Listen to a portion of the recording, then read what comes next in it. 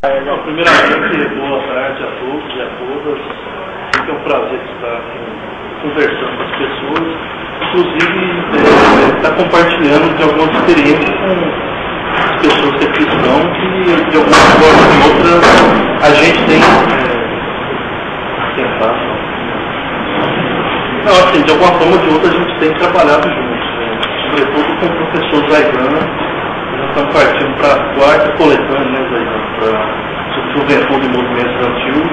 E nesse trabalho a gente não deixou, de alguma maneira, 68, vamos dizer, de lado. E também não ficou só em 68 como é comum na produção, vamos dizer, acadêmica do nosso país. Há várias lacunas na questão da história do movimento estudantil, na análise do movimento estudantil, mas 68 tem assim, uma característica especial porque a gente, de alguma forma, está preso a 68, por diversas questões. Acho que a primeira, vamos dizer, na questão das heranças. Nós que estamos numa universidade pública, aqui na Universidade Federal de Pernambuco, acho que essa geração de 68 lutou muito e eu acho que conquistou, acho que uma das conquistas não foi só fracassos e derrotas, mas também algumas vitórias. E uma das vitórias é a questão do ensino público. Barrou-se o MEC-2, barrou-se a implantação do ensino básico, barrou-se o modelo de universidade que a ditadura queria implantar, embora de alguma forma ela conseguiu várias outras coisas dentro da universidade, mas eu acho que essa questão da universidade, a questão também de algumas ideias e de algumas experiências que 68 ainda, de alguma forma, deixa hoje para a gente. Por exemplo, a questão não apenas do sonhar, mas a grande referência que a gente tem quando fala de jovens, quando a gente fala de movimento estudantil, a gente quer colocar 68 como, vamos dizer, como modelo, né? A gente quer que os movimentos estudantis, juvenis, tenham 68, vamos dizer, como modelo que os estudantes façam as mesmas coisas daqueles estudantes de 68. Então, a expectativa de que os movimentos tenham, vamos dizer, de alguma forma, 68 como parâmetro e algumas ações realmente sejam feitas a partir de 68. As ocupações que a gente teve no ano passado e esse ano, né, vamos dizer, algumas barricadas, tive em São Paulo, na ocupação da USP, fiquei num cenário como se tivesse um país, aquele frio de São Paulo e também aquelas barricadas, aquelas palavras de ordem, aquelas reflexões, né, muito calcadas numa leitura, né, de 68, tanto do Brasil quanto da França, e eu acho que 68 vamos dizer, um momento que traz realmente boas reflexões e é um momento que também deixa muitas heranças para nós que estamos vivendo aqui hoje na universidade ou na própria sociedade. Eu tenho feito um trabalho grande para resgatar, vamos dizer, a história do movimento estudantil. Por exemplo, a última entrevista que eu fiz foi no mês passado com o Zé Dirceu, que é um dos personagens de 68. Embora ele já deu entrevista para milhões e milhões de locais, milhões e milhões de pessoas, mas a gente tenta sempre tirar alguma coisa, vamos dizer, dessas pessoas que vivenciaram 68, porque muita coisa ainda falta ser dita sobre o que representou 68. Zaidan e a professora falou muito bem nessa questão da memória como uma construção do presente. Né? As pessoas tentam falar de 68 a partir do presente, a partir das suas experiências, vamos dizer, cotidianas. Mas eu sempre tento arrancar um pouco essa questão da herança de 68, mas também um pouco das experiências, dos fatos marcantes daquele período, porque apenas alguns episódios sempre são colocados na produção mais recente, que é a do cinema, os filmes que estão saindo. O professor citou Hércules 56, saiu um filme a partir do livro de Frebeto, Batismo de Sangue, saiu sobre o Araguaia, a Conspiração do Silêncio, e várias outras produções, não apenas de longa-metragem, mas de documentários, né, de filmes de curta-metragem. Então eu sempre tento entender 68 a partir, vamos dizer, do que as pessoas vivenciaram e também um pouco a partir do que elas enxergam, do que as outras pessoas estão se referindo a 68. Estamos comemorando 40 anos de 68. Daqui a 2 dias vamos estar comemorando o 30º Congresso da ONU de Biúna, quando se prendeu praticamente um número fechado entre os estudiosos de 800, 700, 1.900 estudantes que eram, vamos dizer, as grandes lideranças do país, que depois de uma longa discussão foram fazer um congresso para se discutir o movimento estudantil lá no interior de São Paulo. E esse congresso é importante pelo seguinte: não apenas pela mobilização, pela repressão, pelos desdobramentos do congresso, que na verdade não aconteceu porque eles estavam começando, a polícia entrou e prendeu todo mundo. Mas é importante também porque o fechamento também deixa algumas brechas e algumas aberturas. Acho que na questão do movimento estudantil, o Congresso de Biúna, de alguma forma, contribuiu para trazer, vamos dizer, uma nova linguagem e novas práticas do movimento estudantil, e principalmente uma auto-reflexão, vamos dizer, não sei qual é a palavra certa, uma autocrítica também. Porque quais erros nós cometemos, de que forma a gente errou, por exemplo, o Congresso poderia ter sido um CRUSP na Universidade de São Paulo, alojamento. Então, há toda uma discussão sobre as práticas e também sobre o próprio movimento antigo e sobre a própria ditadura. Alguns acreditam que tinham a força que não tinham, outros acreditam que podia ter sido diferente, outros começam a discutir que o movimento antigo tinha que ser mais unido, que sempre houve divisões, não só no movimento antigo, mas no movimento político. A gente sempre esquece de falar de 67, quando houve a cisão do Partido Comunista Brasileiro. A professora falou um pouco dessa questão, mas é muito importante quando a esquerda, vamos dizer, decide luta armada, ou vamos continuar combatendo com esses movimentos de massa, ou vamos criar outras formas de combater a ditadura, de fazer os novos movimentos.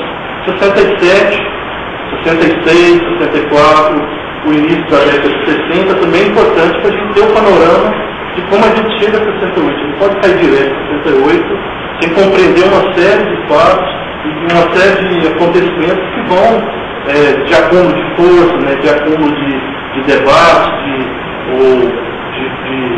da repressão sendo recrudescida, etc., para a gente compreender um pouco o 68. Então tem toda essa produção, tem os livros autobiográficos, né, das pessoas que vivenciaram, como Zé Dirceu, Vladimir Palmeira, a baixa ditadura, o Fernando Gabeira, que é candidato a prefeito do Rio de Janeiro. Você acha que tem condições de ganhar. Querido companheiro, Batismo de Sangue, os Carbonários, Memórias da Guerrilha Perdida, do Alter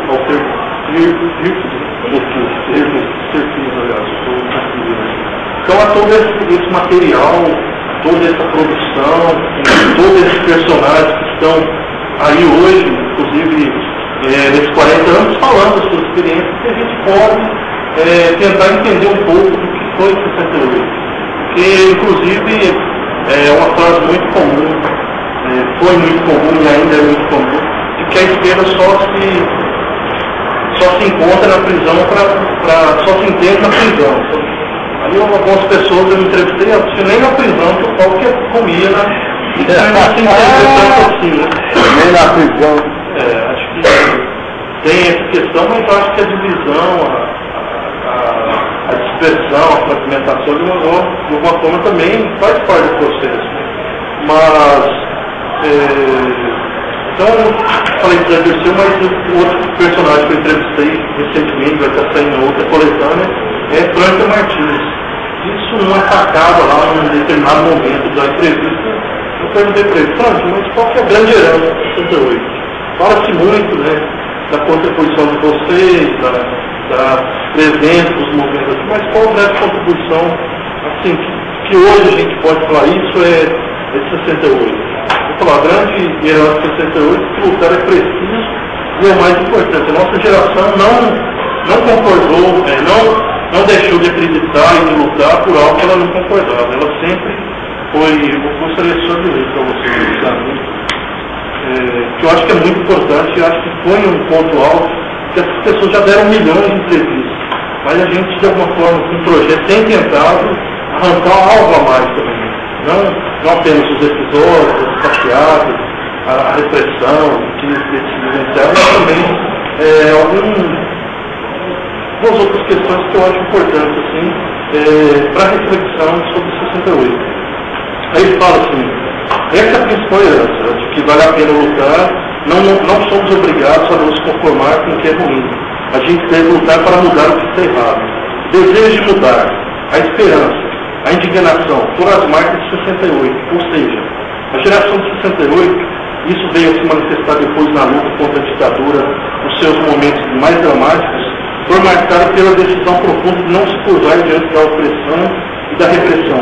Ele diz, era como se disséssemos para a ditadura, você pode me matar, mas você não pode me obrigar a viver pacificamente debaixo da sua opressão. Vou lutar contra isso.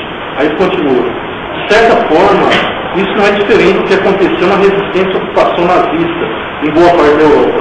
As pessoas sabiam que provavelmente não iriam vencer, mas diziam, mesmo assim eu não vou me conformar com isso, porque se eu me conformar, não serei um homem no sentido pleno, serei um verme. Então a questão principal da geração de 68 é que vale a pena lutar. E lutar sempre. Espartaco podia vencer Roma? Não tinha a menor chance de vencer o poderio de Roma. Mas Espartaco se levantou a si mesmo e deixou de ser escravo no dia que disse, eu não vou ser mais escravo. A geração que lutou em 68 tornou-se livre no momento em que disse, não vou me submeter. A ditadura não vai me obrigar, por meio da repressão e do terror, a ser menos do que eu quero ser. Eu vou ser alguma coisa diferente do que ela quer me obrigar a ser, mesmo que eu tenha de pagar um preço alto por isso. E pagamos o preço, para muitos um preço definitivo, por aí vai. Acho que é um depoimento muito rico e acho que foi um dos bons depoimentos que a gente vai apresentar, vamos ver, é um pouco maior. Não foi fácil entrevistá-lo, inclusive liguei várias vezes com uma mulher que falou, é um jeito claro de dar uma entrevista pra gente, porque é difícil. Funcionou. Mas eu acho que temos que lutar um pouco também por essa questão de conhecer um pouco, vamos dizer, a história dos movimentos antigos juvenis.